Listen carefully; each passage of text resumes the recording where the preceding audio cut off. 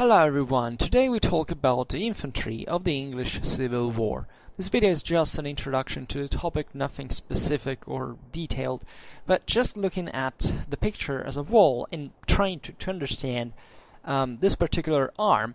In a military context, that albeit confined to the British Isles, represents definitely one of the most important wars in the history of modern Europe, not just because it shaped England in the way it did, eventually expanding partially through the same political and military accomplishments that occurred during the war, but also because it represents, in fact, a very interesting interaction between the continental models and the English military organization that up to this point had been fairly detached from not much from continental military developments as such, but fundamentally it had lagged behind up to the new model army, at least, in the sense that the centralization of the kingdom and the resources that were required for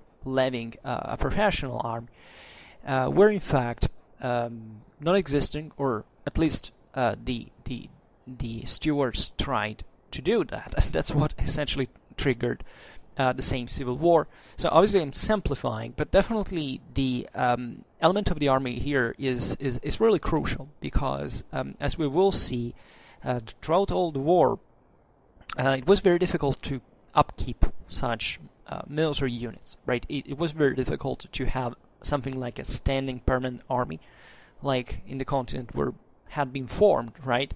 But at the same time, there is that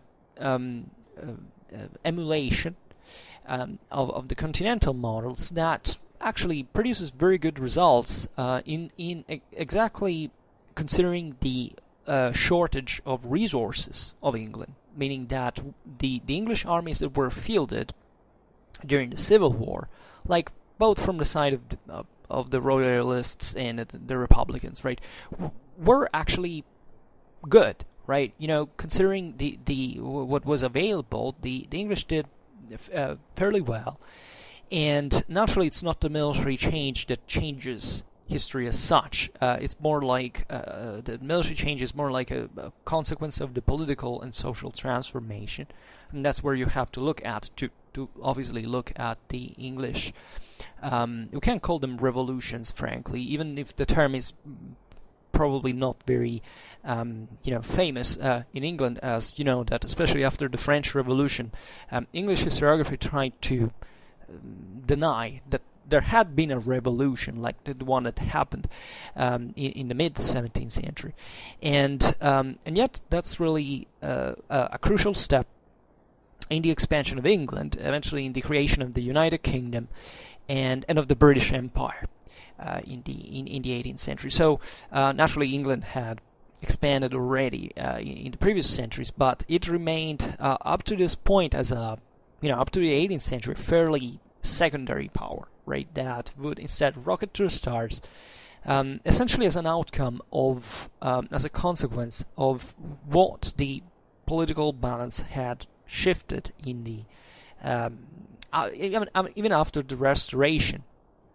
of the Stewards, given that for the first time now the middle classes had taken power. Eventually with the so-called glorious revolution, this element takes fundamentally over, and therefore there is this constitutional monarchy that is in many ways subdued by the merchant elites, by this very entrepreneurial middle classes, and that, however, start for the first time to pay a fixed amount of money to have a permanent standing army, right? That is always voluntary. There's a very few occasions in British history where fundamentally the army was conscripted, right? Chiefly during Napoleonic Wars, World War I, and in these moments where a big deal of mass power was required. But let's say that it's a paradox a little bit that what the Stewards had tried to accomplish by levying the ship money, etc., in terms of chiefly for military purposes, that at that point were improcrastinable in the competition between European powers, and what in fact the middle classes rose not to pay eventually became what made the same fortune of the same system that emerged victorious after these the civil wars, the revolutions, right? So this is very interesting and challenging. It's also controversial because, of course, historiographically speaking, there are certain narratives that try to to interpret this in different ways. But it's nevertheless very interesting that the largest problem of England, like of the major European countries of the time, revolved largely around this availability of troops from the side of the we can't say of the state at this point, because it doesn't even matter like whether it's a monarchy or not, whether the monarchy is actually in power or some other components of society are, but it's really what opens to the creation of world powers at the end of the day, which in the case of England was there was still fundamentally a century to go for that, is extremely meaningful as the British Empire came to dominate enormous parts of the world eventually.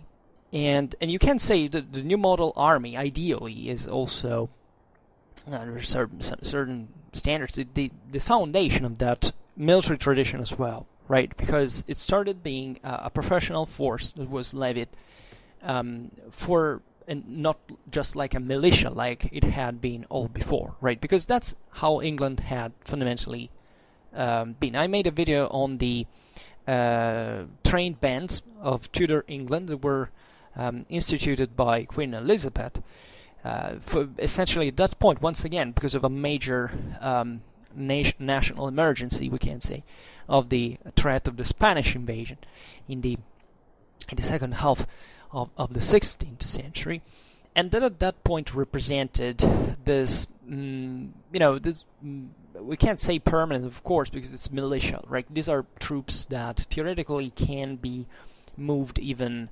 across the channel. It happened. If you look at that video, I think it's trained bands in Tudor England, something like that.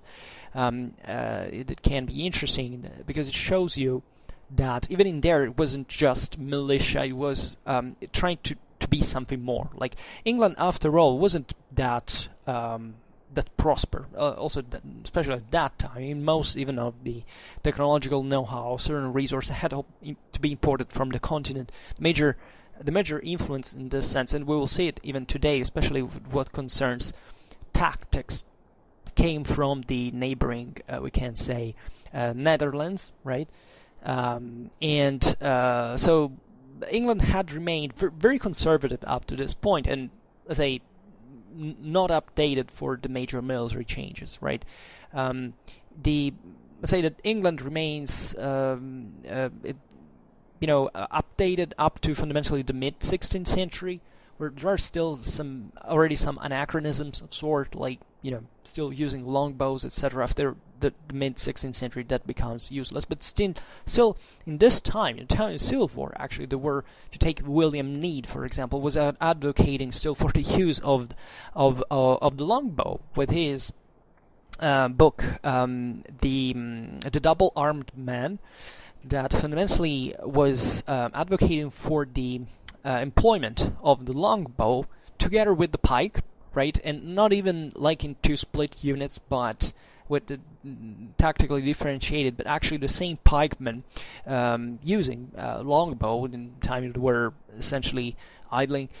Actually, that never occurred, but it was plenty, especially in the trained bands of London, of people who actually were fond of that. Also because longbow had, as you know, at that point had assumed a sort of glorious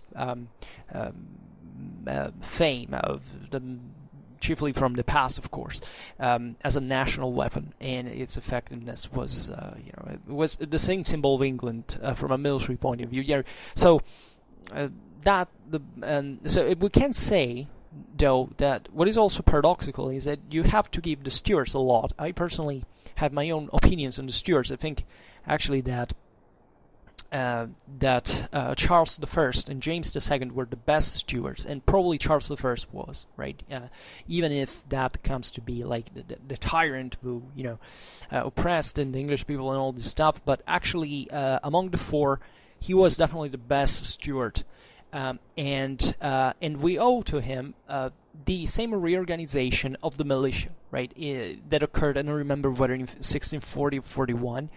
That actually, and ironically, was even, it kind of backfired because part of these accomplishments were employed against the same royalists during the Civil War.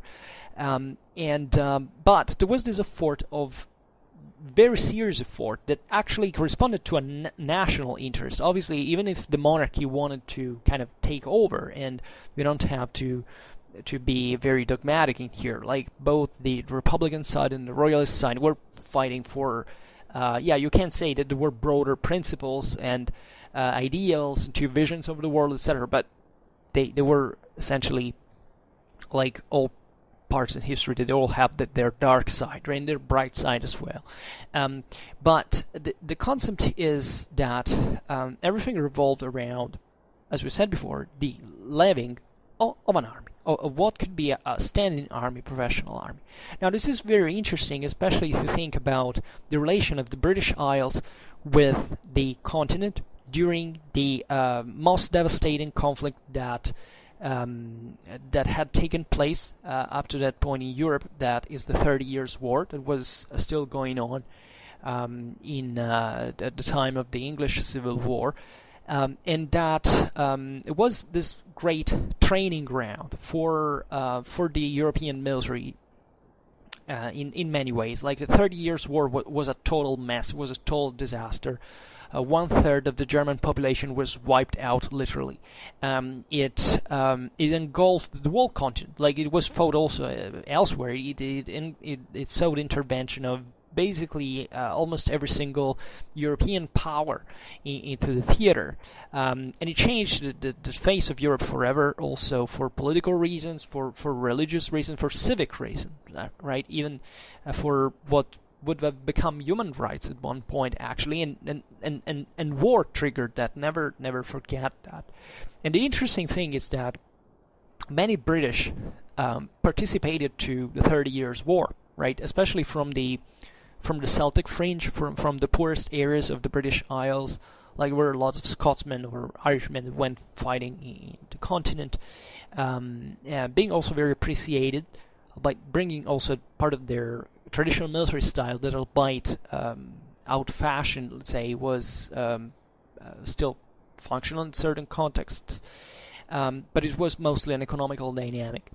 And yet there was plenty of mercenaries in the sense that, and veterans in the British Isles, because you know that, there is the English Civil War, but with the Wars of the Three Kingdoms, it's the whole British Isles that are taking part in several conflicts at once, right, that overlap on each other.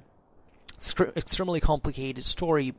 Today, unfortunately, we have to skip it because actually it's very beautiful as a moment in European history. I mean, very dramatic as well, of course, but definitely worth studying it in every bit. There are amazing figures, amazing commanders, and it resembles much. The general picture you can draw in this sense. It's kind of similar to, I don't know, I don't want to stress parallelisms, but think about the American Civil War, and the reaction that Europeans were having towards that specific scenario in terms of theory of the art of war and so on, looking a bit with contempt the amatorialism of the Americans in that case. Well, during the English Civil War, it was a bit like the same. Like what happened in Britain and in Ireland was considered rightfully, I would say, for continental standards, like very, I can't say, I don't want to use poor adjectives in this sense, but it was considered amatorial in some ways, or better, it was understood that there were a few resources there, and therefore these armies did what the best they got, as we saw before. Why do I say this? Well, it's important because, as I mentioned at the beginning of the video, there is this constant relation between what was the way of war in Europe and what existed during the Civil War, right? This was a moment of great experimentalism in the theory of what was of the art of war, as it was called as such. Incidentally, in the von Clausewitz and von Krieger playlist, I'm discussing this stuff, right? I've just discussing that a few times. That is somehow confusing at one point to analyze, because European warfare, as well, Western warfare as well, was fundamentally evolving, as you know, through the patterns of Pike-and-Shot tactics, right?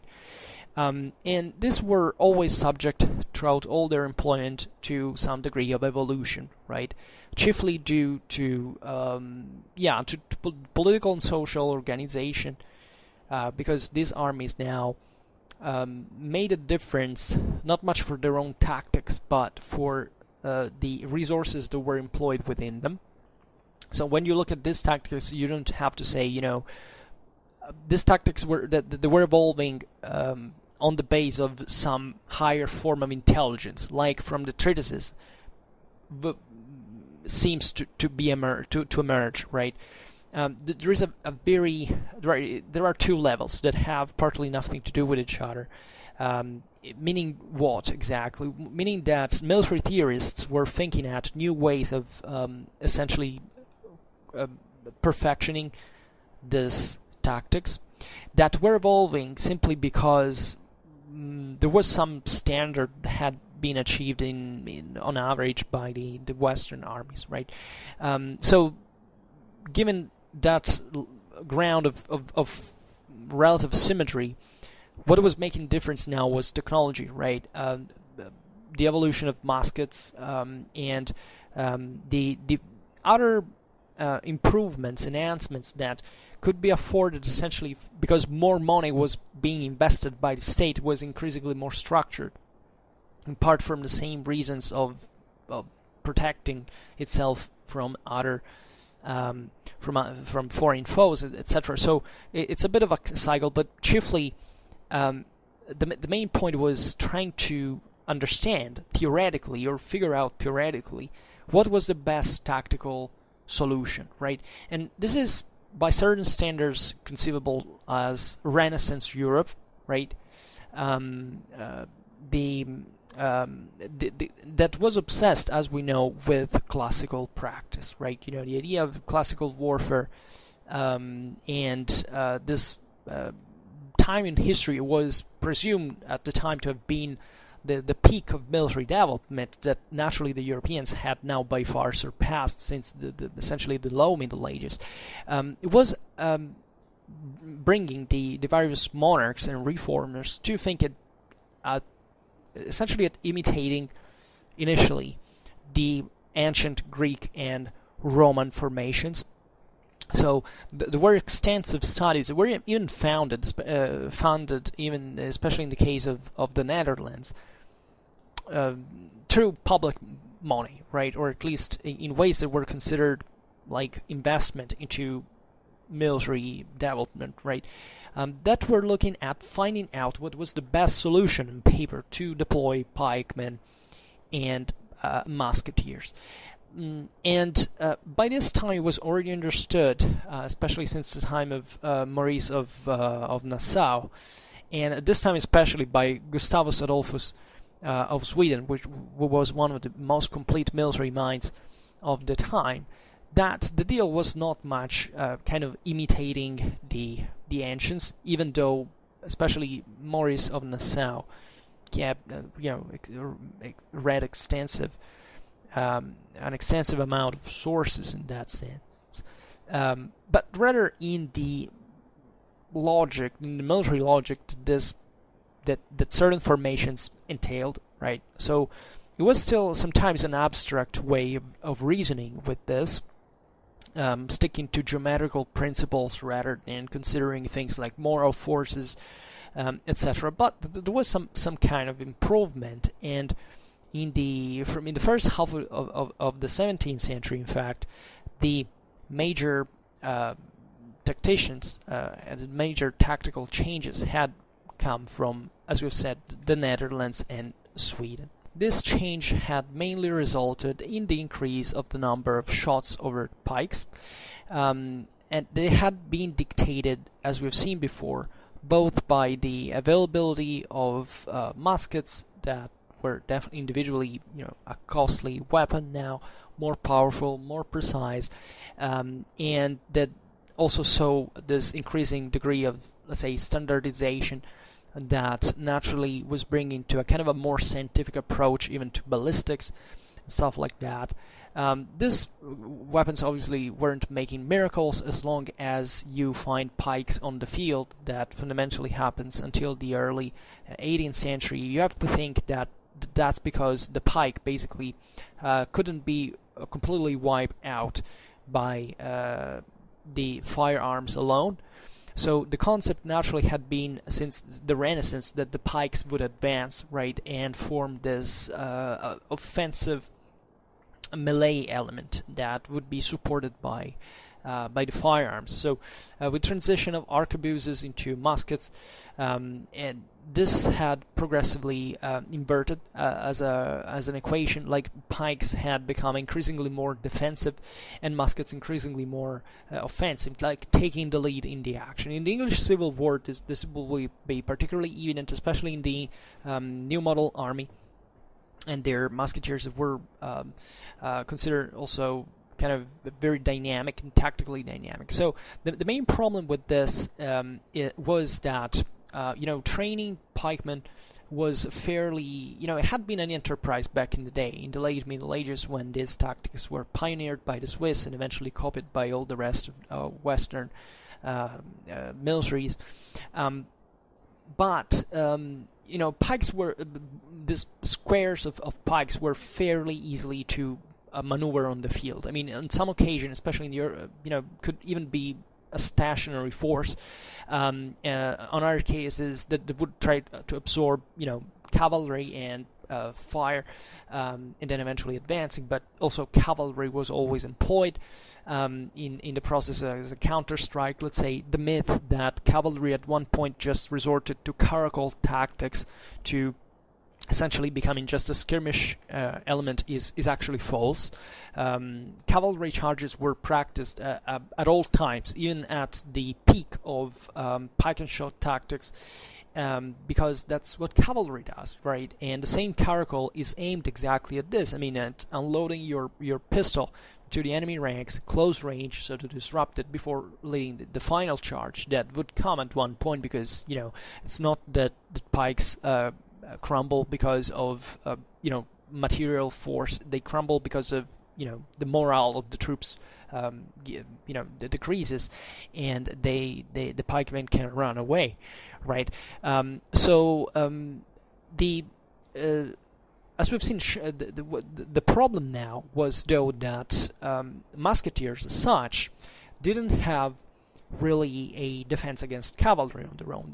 The French had already pioneered at this point the bayonet, although they would be the last that would actually employ it on a large scale. In fact, this is kind of paradoxical. In the next generation, the French army will become the greatest military in Europe, the most powerful, the most updated, etc. Yet they would be the last to abandon the pike and to adopt bayonet on a massive scale, which is also another proof that it's not technology what counts in war, but much else. So the problem was that musketeers were exposed in the field to cavalry, right? And that's why, even with Gustavus Adolphus that had also practiced these tactics against the Polish-Lithuanian Commonwealth, had pretty strong cavalry and still even such long lances that they were even able to charge the western squares of pikemen on them and defeating them. Had brought cavalry in action once again. Certain developments had also occurred in the French cavalry of Touraine, with a charge of with the sword. So cavalry was regaining momentum, right, and was increasingly coming back on the battlefield, let's say.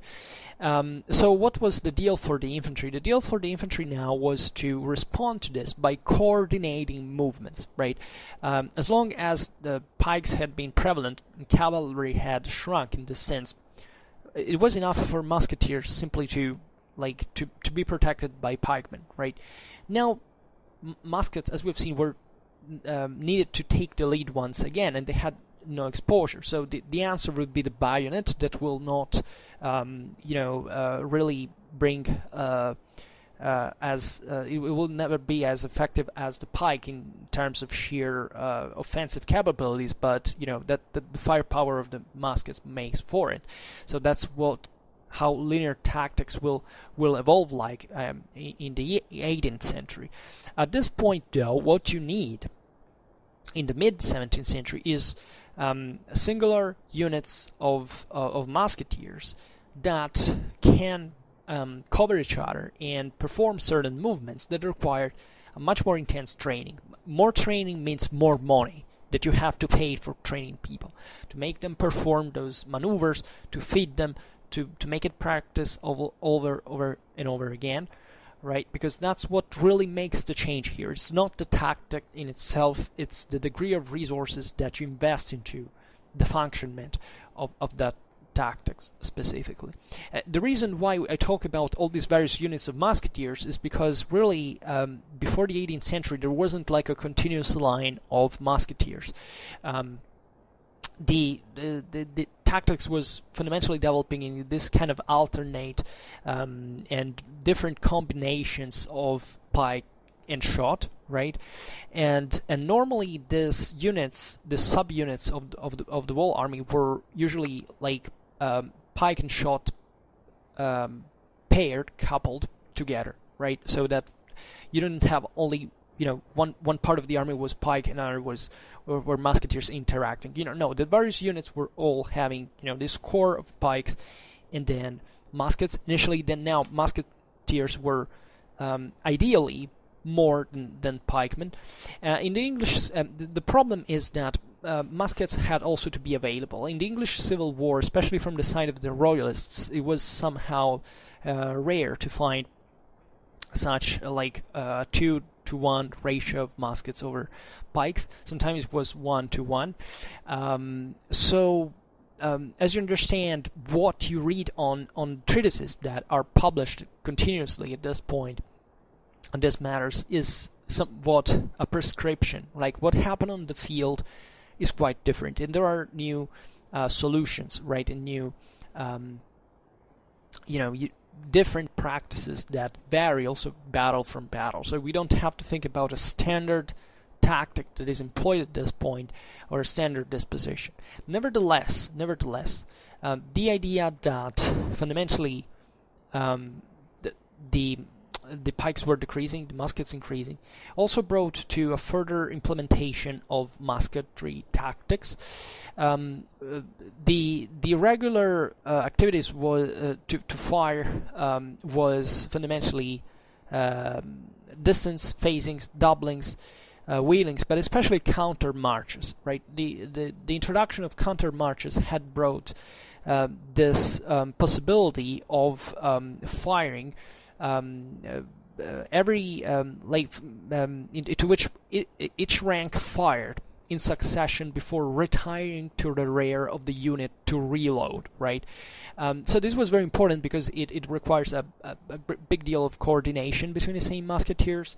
At the beginning it was also kind of risky because there were problems with cartridges, and if soldiers were too close together, sometimes the bandoliers would take fire, and there would be a series of explosions throughout all the line because soldiers were too close. So there had to be distance, which is important to say because humans tend to stick together when they are under threat. So that's counter-instinctual sometimes to remain like that, especially in face of the enemy. So counter marches had been initially the response to increase fire that way. What is happening though? That is at this point, this was pioneered especially by the Dutch, but already the Spanish actually were starting to practice volley or salvo fire, as you want to call it. That would become also way more famous in the full employment that the Swedes under Gustavus Adolphus made. And you can say that England at this point is influenced prevalently by the Dutch and Swedish model, but also by the imperial ones. I mean, the same Catholic armies in the 30 Years' War, the Habsburgs, were practicing, and as we've seen, the Spanish as well, in this experiments. But effectively, the most effective fire tactic at this point for musketeers was the three-rank fire volley. Right, or salvo, right, which consisted in fact in making the first line, usually on the Dutch model, if I'm not wrong, the normal depth of the musketeers unit was like 6 deep, which was already sensibly thinner than what had been before, so at this point fire was I've seen counter march. It was just the 6 lines alternating. The Swedes bring in this new tactic, let's say perfection in it at least, and at its fullest, dividing the ranks in 2, so having 3 lines for each, and this trio would fire all together. The first line basically kneeling, the second one standing, and the third one entering between one musketeer and the other of the second line and firing in between them. So this was very effective, also for one reason that after like the 90s of the 19th century we forgot of, because with cordite that this finished. But the fact is that at the first volleys, I have to think that at this time it was just smoke. I mean, you literally saw nothing. Like formations didn't actually aim at each other; they would simply shoot into the direction. They would hit someone. Also, effective range was pretty limited, like 100 meters now at best with the new musket models, and fundamentally at 150 meters it was considered like a miracle to be hit. Right, and sometimes you could even be hit, but the ball would simply bounce on your skin because it had lost so much kinetic power that it was ineffective. This would continue actually for very long, and up to the 19th century fundamental. And the concept here is that therefore with the volley or salvo you can shoot 3 ranks all together before, at least at the first time, in the opening phases of the battle, so that at least those 3 ranks firing all together can aim, right, and they can at the same time shoot this greater volume of fire that hopefully will cause disruption among the enemy. And this is literally what the Swedish tactics had been, like messing up the enemy formations that would simplify into linear tactics, exactly because at this point it was like a melange of units of pike and shot that would be very complicated to man all together, and that would normalize into this single line eventually in the 18th century. But the same Swedish model was constituted by the so-called Swedish brigade model that had fundamentally this 4 companies disposed in on 3 ranks, like in a diamond shape. The first company would be in the front, like a spearhead, right? The other 2 on the second line on the sides, let's say, with a kind of a like on the sides compared to the first company behind, and in the third line at the center another company. And these companies were like still with the idea that there were pikes in the center and musketeers on the flanks, right? So the whole idea of the brigade is that the various troops that composed it were so well drilled that they could support each other mutually during the fight. Now, in practice, probably the system was simpler, and it's based simply on the concept of reserve, right?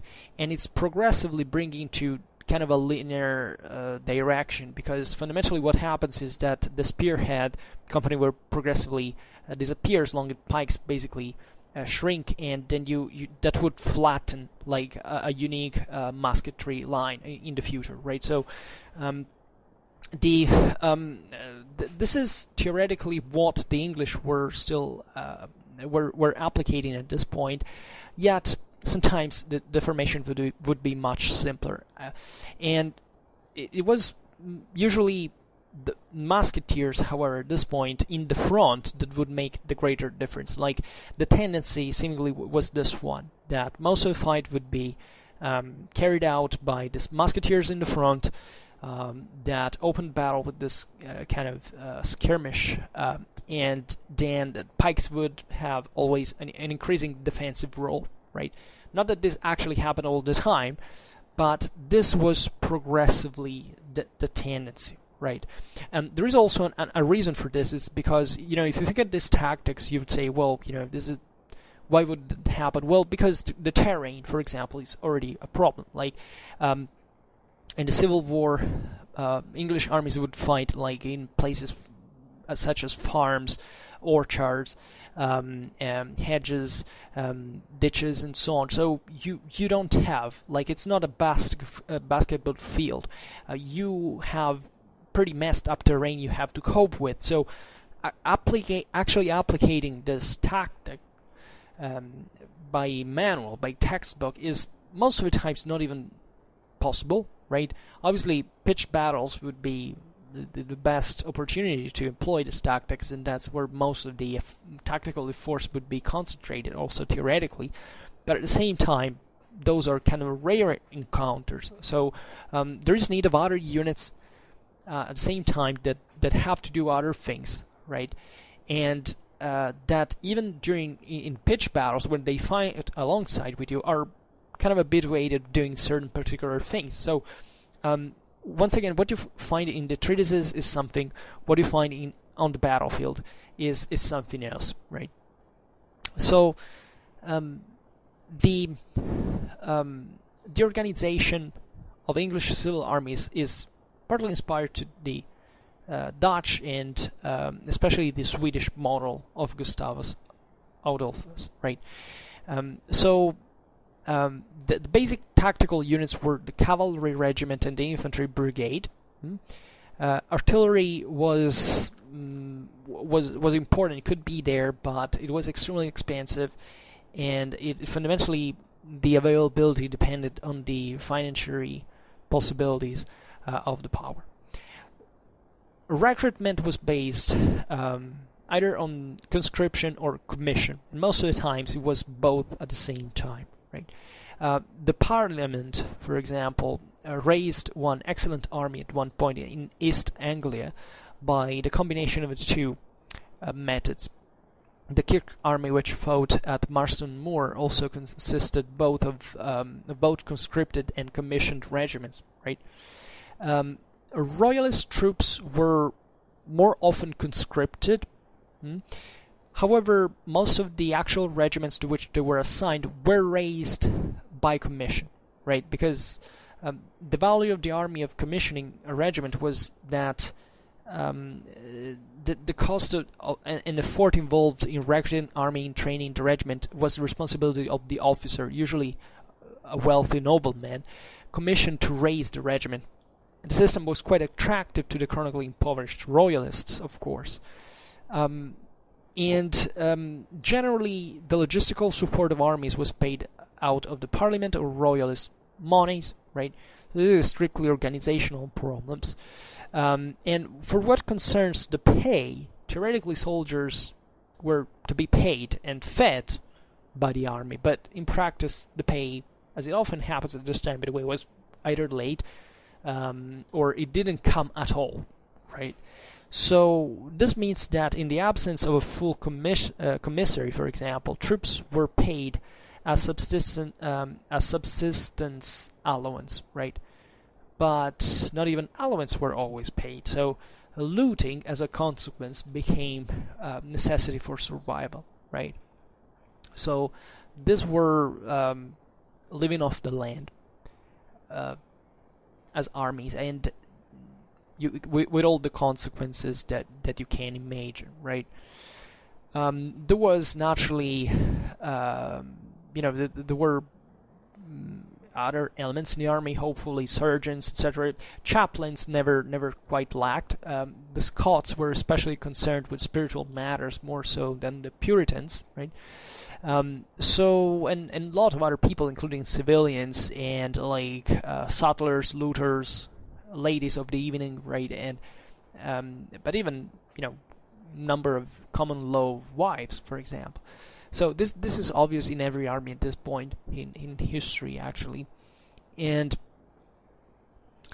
in terms of uniform, there's all a literature about this. Actually, uniforms partly existed in the sense that even if you look at the militia, theoretically there were within regiments, certain, in fact, regimental colors, and then all the various companies had their own. But when it came to this thing was present, of course, in the trained bands, especially the one of London that was wealthier, right, also better equipped, and in fact played a somewhat important role during the Civil War as well, despite being militia.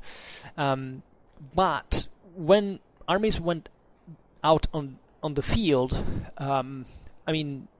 uniforms and standardization, especially in clothing, drops radically, simply because after 2 months of campaign you don't physically have any uniform anymore, right?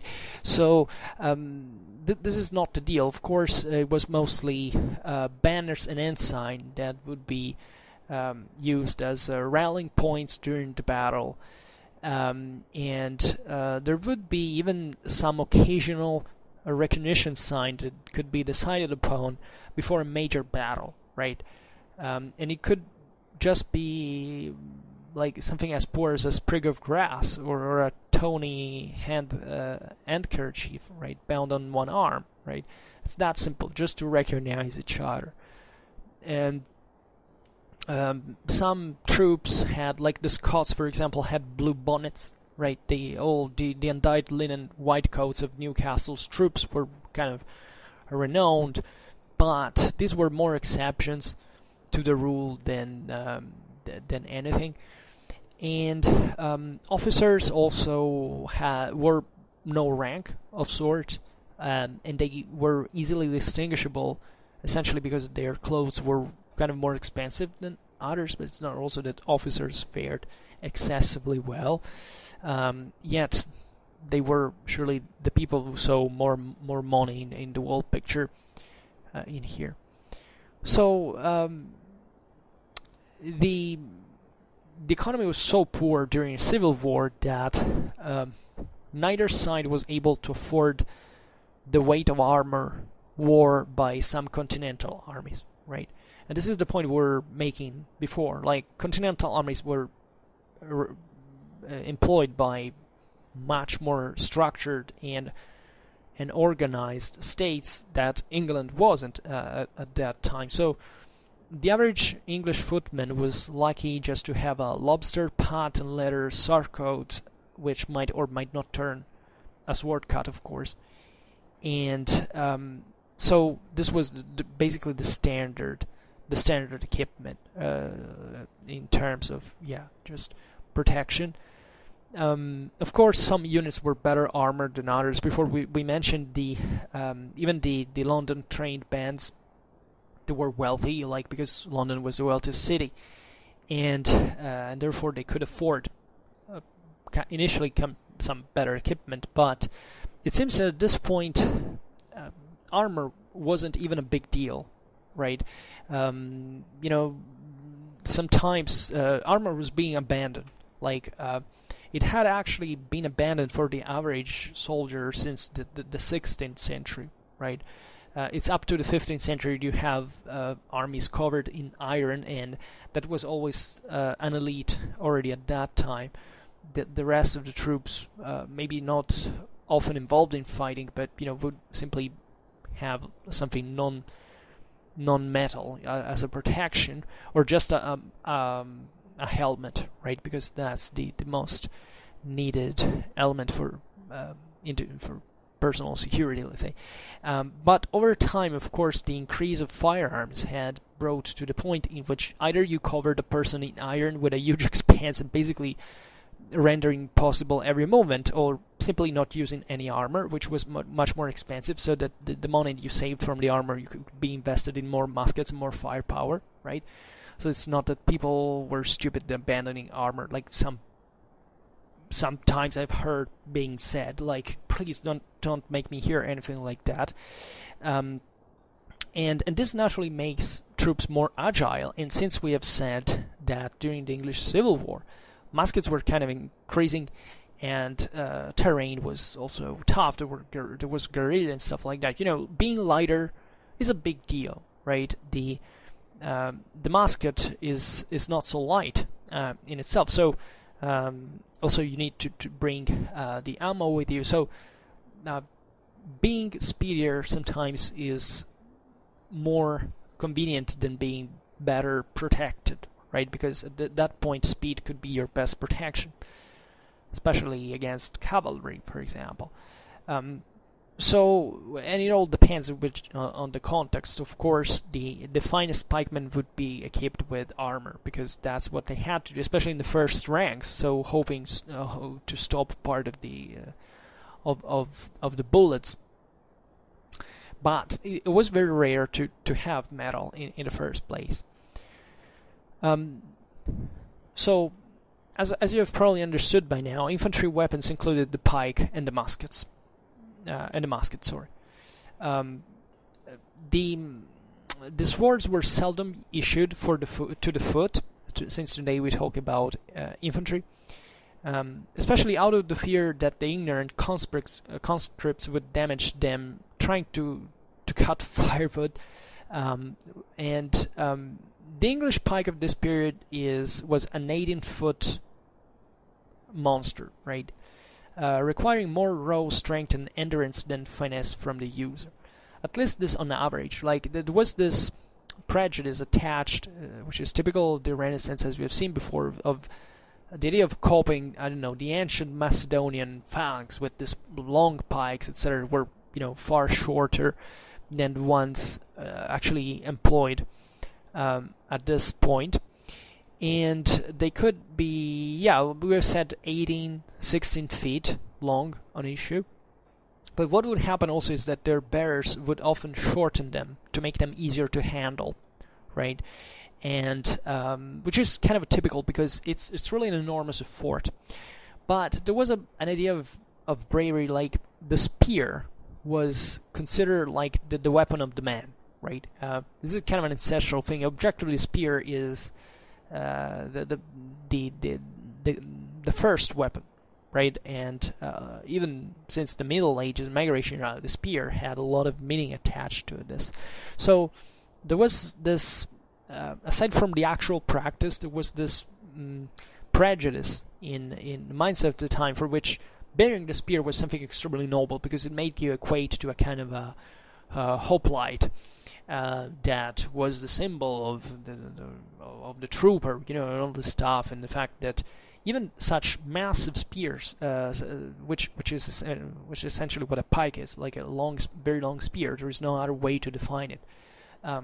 Was also a matter of physical prowess, which is kind of pretty stupid in itself, meaning that obviously, you can take pride from that, but it's not about that. It's not that if you are stronger, you kind of are more effective necessarily on the field. It's more a question of intelligence. But the fighting on foot, and this idea had been spread from the Spanish, by the Spanish since the Renaissance. Like that was considered fine, even kind of a noble enterprise. Like, because in the Spanish tercio, it was believed that even the nobles fought together with the footmen as true men. Like, the reality was a bit different. In the case of the tercio, was particular because kind of 1/3 of the Spanish males by the 16th century were technically noblemen. They would be kind of a gentry, like the hidalgos, right? In here, the thing is a bit different, but still there are different cultures, because of course the royalists were being more aristocratic by tradition, and would stick to this mostly chivalric culture.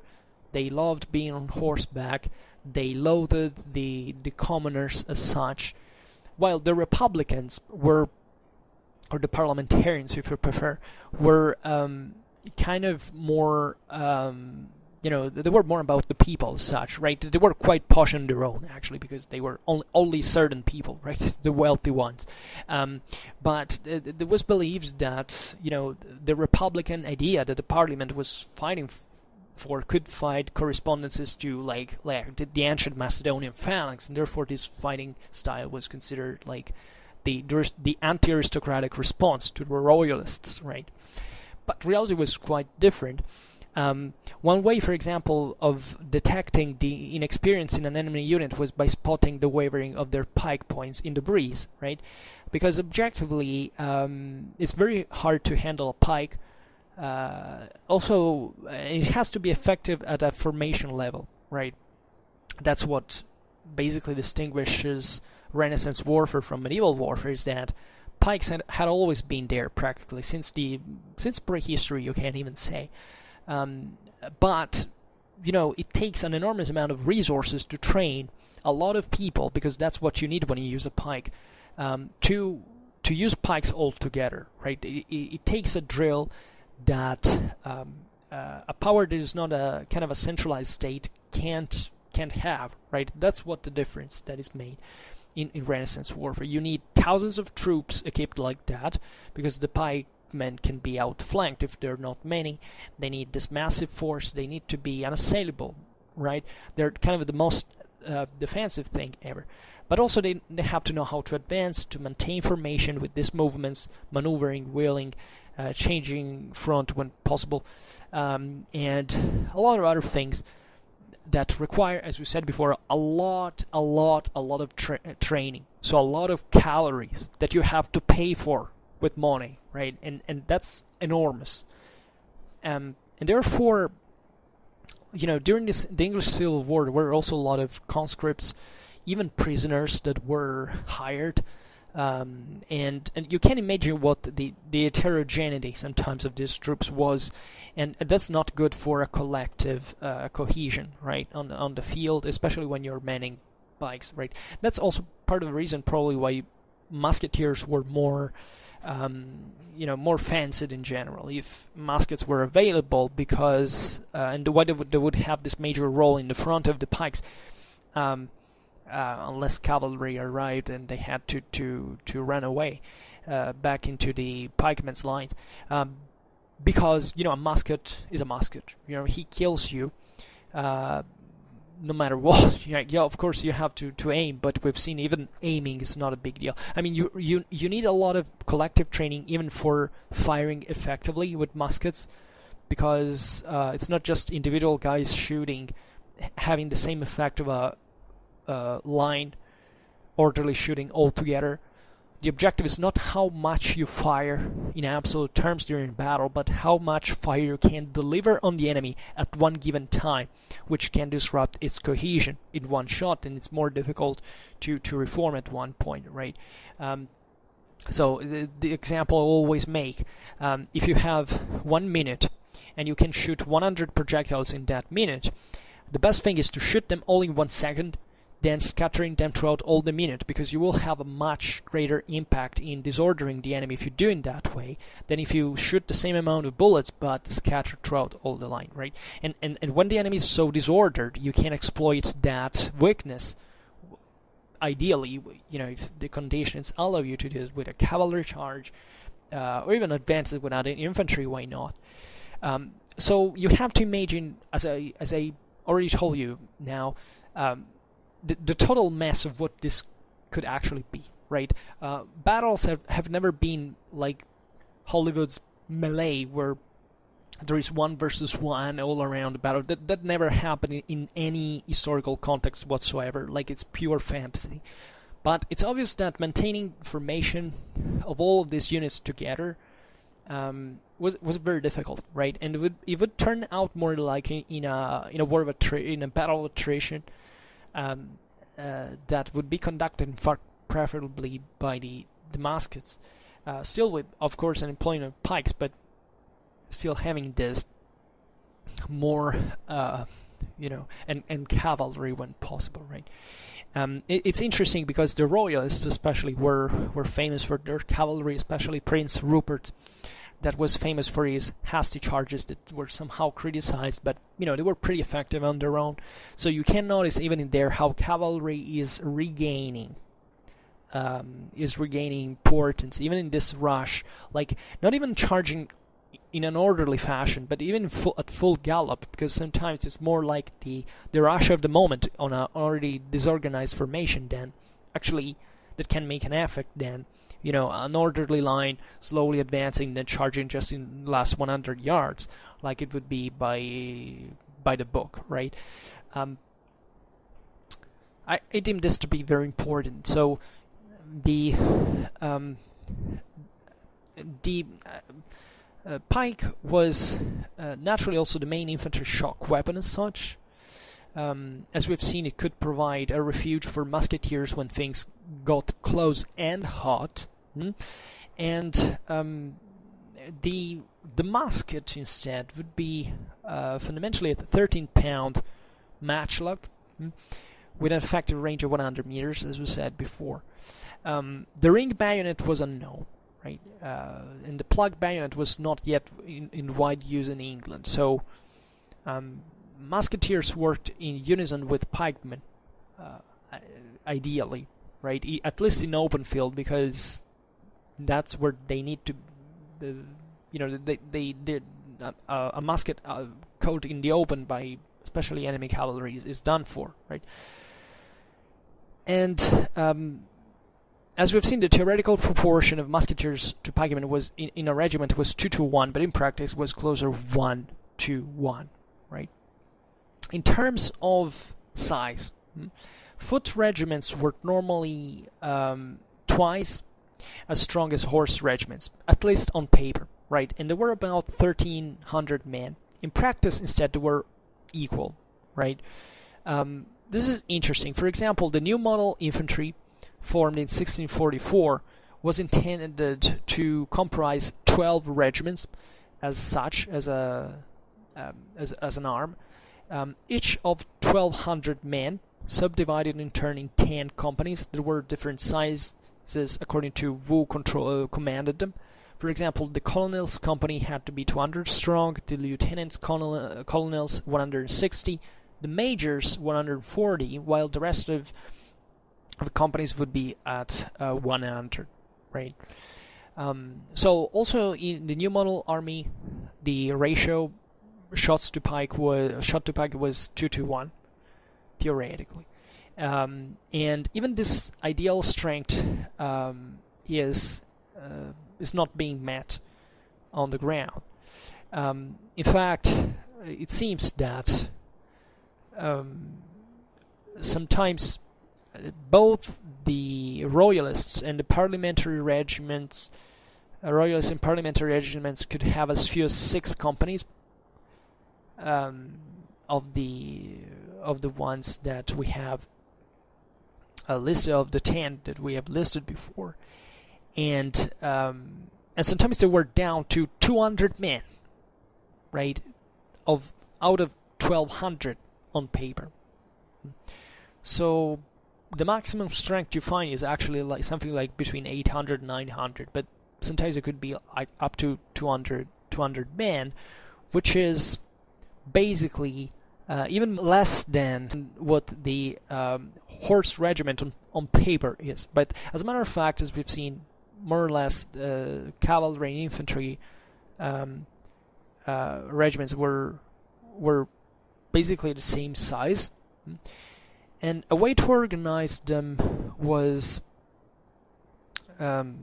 sometimes to bring a regiment in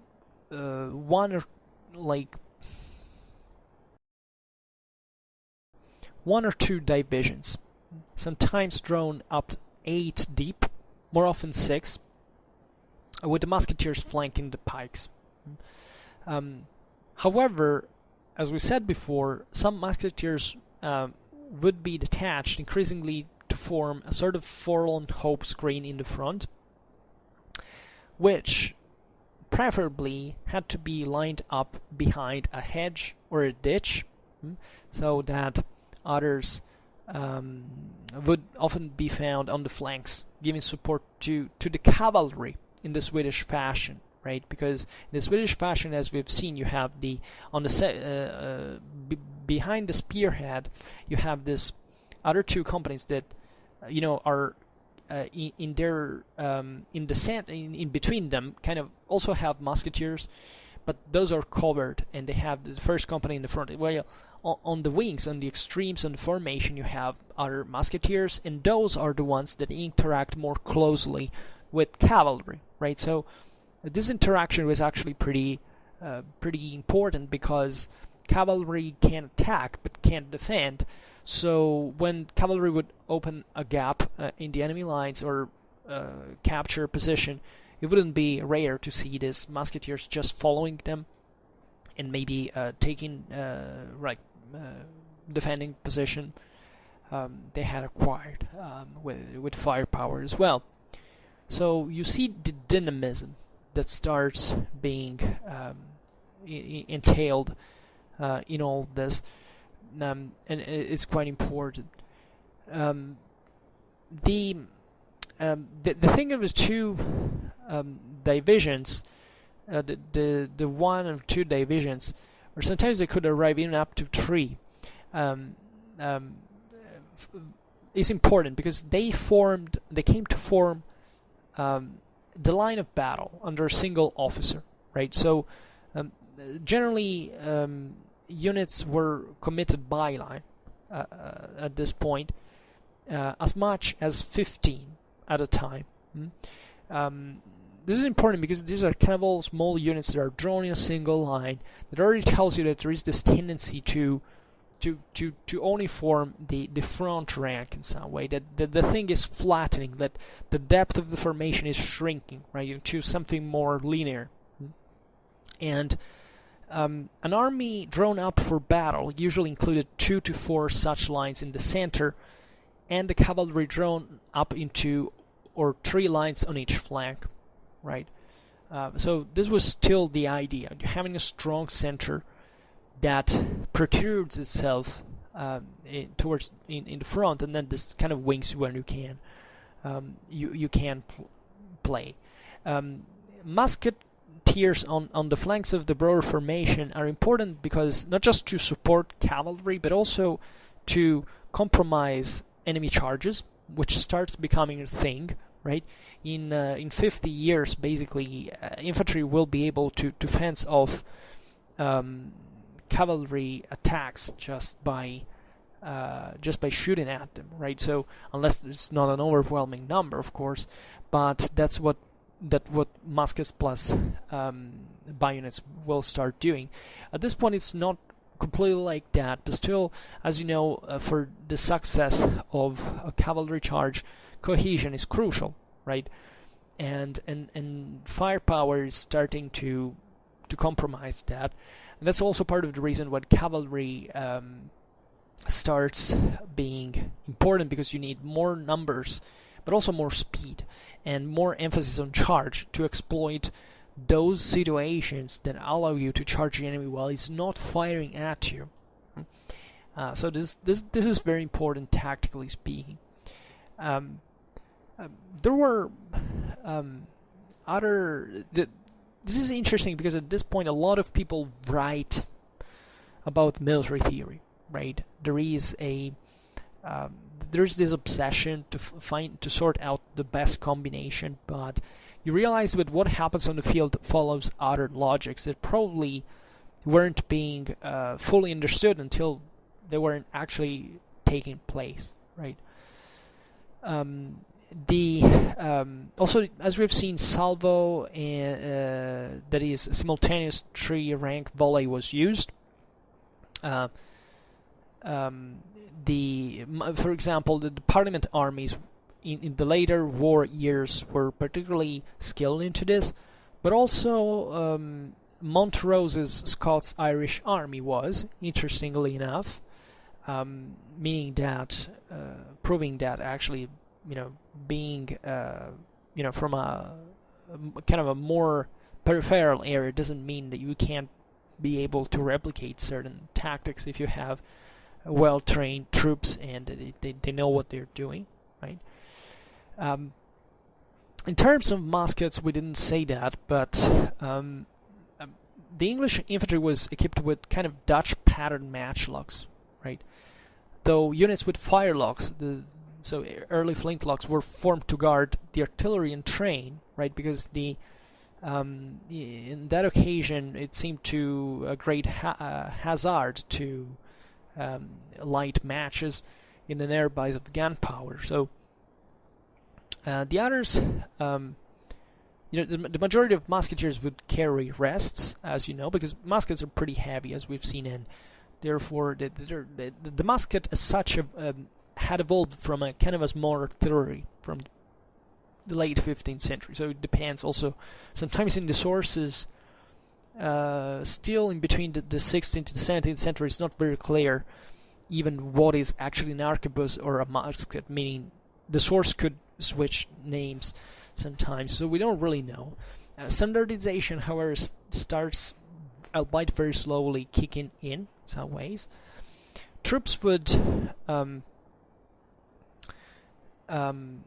the rest with this fork that you fix on the ground, you put the musket upon, albeit some firelocks and commanded musketeers might have dispensed with rests. Ammo. So bandoliers with the so-called 12 apostles, right? That were basically the 12 cartouches with powder charges dangled from. They were really the usual way of carrying ammo, and however, they weren't always available. So sometimes troops would simply carry ammo in their pockets instead. Swords were fairly cheap in general, like between 4 and 6 pence, but it was plenty of other arms that we would also be surprised by. There were lots of companies of clubmen, for example. Even the same musket could be used as a club, telling the truth, in hand-to-hand combat, which is pretty instinctive, especially when you start freaking out under pressure, which is even what the best special force operator can still do when it is under heavy stress, right? Because we are just big apes doing that with sticks. That's what we keep doing. And most musketeers wouldn't be protected, really. Some of them may have still worn helmets or buff coats, but as we've seen, also speed was coming to play a very important part in musket tactics, and it's particularly important also to understand this. The protection, right? Like infantry, like pikemen usually had some sort of cheap sword of sort. Normally a helmet that was usually open brimmed. The lobster tail pads were usually reserved for cavalry, right? Cavalry in general was better equipped than infantry. They were also wealthier people individually, so but that's normal because cavalry also has to engage into hand-to-hand combat on a more regular base than what infantry has to do in here, paradoxically, and it entails shock power as well. And some infantry, those who were lucky, could wear a corselet, even a breastplate that could be shoot-proof up to a certain range, within a certain range. So it was really something. Some of the best-equipped troops had thigh tassets. As we were saying, also the London trained bands usually had this. And especially at the beginning of the war, many pikemen lacked any armor, right? Because these were like more cheaply equipped troops in general. Like the new model army and the resources it could draw from Southeast England were starting being higher, and that's where they were kind of professionals. So they usually had a better organization and equipment. Some royalists, the royalists were chronically indebted normally, and they were also controlling areas of Britain that were kind of poor on average. Sometimes some royalists went to war with nothing but clubs, literally, right? Even though it seems that they didn't make much of a difference at this point. These were associations sometimes of people who would defend their houses because of all the the raids and pillagers that existed around, thieves. So there would be a minimal local organization and armament, like even with things like clubs, right? And so you had sometimes men to conscript, but nothing to equip them with. So yeah, they can still do something like in logistics or field aids, but that's not really the best option for combat. And under the corselet, the general dress was a sleeveless, long-skirted buff coat that maybe added some extra protection, but interestingly enough, there were some rifled sporting guns that, albeit few in quantity, proved enough effective, right? Especially in the hands of those who already knew how to use them, so ex-keepers most of the times, but not only. And even General Monk at one point suggested that each company should ideally have like 6 of them as snipers, fundamentally, right? So that can come useful, that there was still this chivalric idea that, for example, you wouldn't target officers because it was too unfair, but this has always happened, and the same reason why there were such prescriptions is exactly because such things happened, right? So objectively killing an officer, kind of a good idea, especially when it's pretty charismatic and capable as a commander. However, this rifled sporting guns didn't have much of a future in general, right? And not because maybe maybe they were even useful, but at that point it's better to invest into another musket, right? If you can, to increase firepower than just having this, because it starts becoming really a matter of firepower sometimes, right? You can even have the best shooter out there, but if you don't have like that kinetic energy of jowls that you have to shoot at the enemy, all that effort can be useless, right? And because also that takes a lot of training, so economically speaking, it's not convenient, right? Interestingly enough, there were also partisans being used, especially by NCOs. Also, color guards could have halberds. So this is normal by the time, because really, as we've seen, the pike element was the most important thing, but it's substantially the melee element as well. So these kind of weapons were out there. Partisans were still in use in the early 18th century in the hands of NCOs. It was a way of, I mean, it was not much, I mean, at this point they were actually effective in battle still in some circumstances, but for NCOs and these other figures, it's important just to have maybe a representative weapon that shows other troops that those guys were so brave and experienced that they could simply use an old-fashioned weapon that was of few use, but that proved the courage of the guy who was leading troops, and that kind of still resembled this guy with an ancestral weapon, right? That is important psychologically speaking.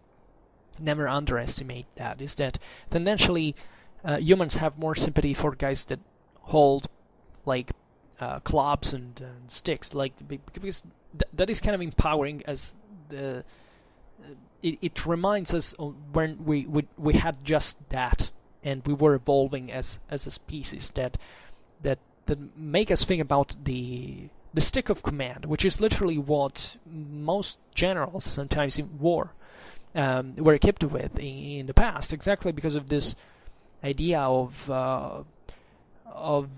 this status, but also the idea that club was theoretically a weapon in, like, blades in general, that it could be employed at close range. So meaning that those guys were the guys who would reach for the enemy like face to face at close range, and especially the club that is used against armor. So you have to get the closest, and because if you use that against an armor, you have to attack the enemy and like as a blunt weapon at short range, and hopefully you're also armored in order to do that, while the average guy is basically using a polearm because he wants to increase the space between him and the enemy, because most likely as a commoner he has no armor that is good for close combat, right? So this is the concept as such, and what can we add about this? So we have seen a lot of aspects of the story. Maybe we didn't remember that. We talk a lot about the Swedish tactics. Maybe it's worth mentioning, in my opinion, that the Dutch tactics had already this idea of the triple line as we've seen it now, which was motivated from the ancient triplex acies of the Roman army, right? The idea of the triple rank formation. And conceptually, like, they're obviously two very different formations, but the concept of reserves that the Manipular religion employed is not very different from this one, right? And the concept is that there is a war of attrition going on now. There is this firepower that is becoming increasingly more present as a force, and that can even halt the momentum of charges. It can cause horrendous casualties among pikes while they are advancing, especially in open ground, so that they can disorder them. They can disorder them and therefore making them fail, right? So this is the tides are slowly turning, but it's not over yet for the pike in this context. So talking about, maybe we can focus maybe a bit more on the royalists and the parliamentarians. So talking about royalists, we've seen that they were out of resources, right, very often, right? They had very few pistols, were preferred by cavalry, a few muskets, and so this firearm short in supply that brought to this obsolete 1-to-1 ratio of muskets to pikes, right? Some dragoons had carbines, but since we're talking about infantry, we are not concerned about that. We know that the army, the royalist army leaving Shrewsbury in 1642, sometimes didn't even have proper weapons among the recruits. Like, they had just improvised weapons of sort. So a full remedy to this came for the Royalists after the capture of Bristol, that improved the Royalist access to manufactures and imports, right? These are very important logistical centers. And much of the Civil War was also fought around this, like Hull, for example, of a military depot full of arms. And these other centers were very important also for communications, right? The beauty, let's say, of the English Civil War is also written it through a map. It really makes you understand a lot about this territorial dimension of the fight as well. And the proportion of muskets then increased among the Royalists, and by 1645, especially the various Life Guard regiments had 2 muskets to each pike, right? Many units, possibly all others, had no pikes at all. So you see, even during this relatively few years of the war, how certain transformations speeded up, right? There were some good pikemen renowned at the time. For example, the Cornish ones fighting among the Royalists that had a reputation for savagery and fanatic bravery, right? But eventually they were tamed after the heavy casualties and loss of leaders at Battle of Lansdowne and Bristol in 1643. Royalists sometimes had the so-called barricadas, that were organ guns with multiple small caliber barrels. Not a big deal, but whatever floats your boat. Talking about the parliamentarians, their foot had normally this ratio 1 pike to 2 muskets, right? Except in Lord Ferdinando's Fairfax northern forces, or when shot were commanded off to support cavalry, which is important as well. And however, this doesn't mean that each regiment on foot necessarily fought as a block of pikes flanked by 2 wings of shot, right? Quite often the pikes remained in reserve with a smaller proportion of shot, as we've seen before, while most of the shot formed a firing line in the front, right? We already seen this process, but it's important to repeat it because it tells you how much linear tactics were pushing forward, right? And as we've seen, this didn't happen just in open field, right? Parliamentary musketeers had this high reputation as hedge fighters in English farmland. This happened all the time. It was more like skirmishing and guerrilla than actually, disposing into an open field and fighting. And therefore, in there, sharpshooters were the best, right? And it takes some training and experience to fight in hedges, or it's not so immediate or easy as it may seem. So the raising of the new model army in 1645 didn't quite affect the smaller field armies or local forces of the parliamentarians. So the like Royalist foot, parliamentary foot were theoretically issued with coats in a regimental color, but as we've seen, this uniforms would last a very few, right? The Parliament's troops usually were better equipped than the Royalist ones, and it's important to observe that the pikemen were actually not issued with armor in parliamentary units. So this meaning that there was not even a general ideal prescription for pikemen to be armored in the first place. So this is another hint that tells you that, aside from the resources shortage, the tendency even of pikes was to abandon completely, and footmen in general, to abandon armor at this point. We can talk a little bit also about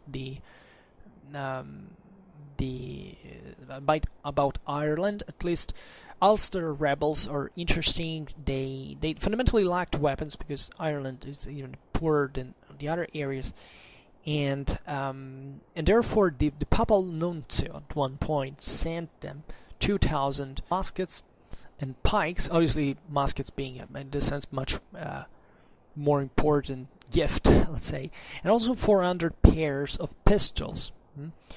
This happened in 1646. Those would be very important for the Irish forces.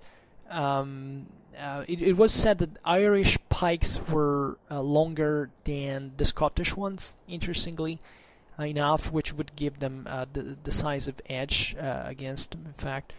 And the Red Shanks were the bare-legged Catholic Scots from Antrim in the Western Isles, armed with sword and targe as well. So at this point, as you know, even up to the 18th century, this Celtic French would fight still with swords and shield. You know, it's pretty, especially on a certain ground, it works, right? Of course, the modern tactics are going to outclass them, but still in certain contexts that can work, right? And maybe we can stop here. And we didn't talk in excessive detail about everything, but I hope just to have drawn a somewhat concise picture of certain aspects, at least, of this picture, right, of infantry during the English Civil War as a moment of transition, transformation, of experimentation, and of practicality, of utility, of intelligence, of solutions to organizational problems that made the difference between victory and defeat at the end of the day. So, in life and death as well. So, yeah, and we will be talking, of course, about the stuff more on another occasion. But for now, I think we can stop here. So I just hope that you enjoyed this video. If you did, please share it. Otherwise, leave a like or subscribe to my channel if you're interested in my upcoming contents. And for now, I thank you heartily for listening to me. I wish you a nice time and see you next time. Bye.